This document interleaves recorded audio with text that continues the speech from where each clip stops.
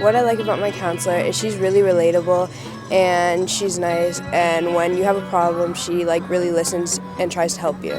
One time I was really homesick and we were having a super fun sizzly day, but I was so homesick, and I remember my counselor just sat with me, let me have my moment, and then we went out and we had so much fun because I just got it all out. She gave me a big hug.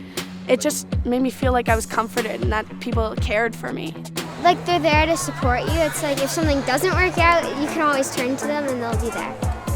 If you're ever feeling down, they'll come over to you to kind of cheer you up, make you happy. They were so kind, so helpful. They made me feel really connected to the Muskoka Woods community.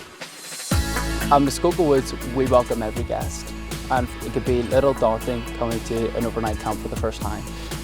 So we want them to feel welcome, that they belong and that they're safe here. I remember there was one incident where the child was very anxious to go to school because they were homesick. So you remove that anxiety. You know what, let's come up with a list of things to do.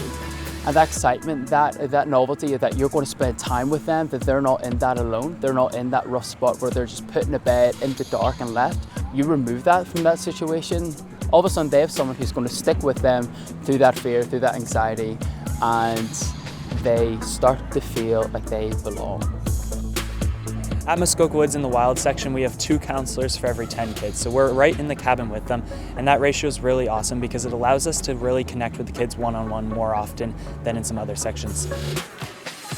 For a lot of our guests, it's the first time being away from their family, especially after things we've been through in the past few years. It's a big step to do, but for me, it's been really nice to share those moments with those kids because I'm from Belfast, Northern Ireland, which is quite far away. And I'm really able to relate to missing my family, and we can have those real conversations that we're in this together, essentially. I am leaving in a few days, and I'm sad about it. I'm going to miss Matthew a lot. He was so kind, so caring.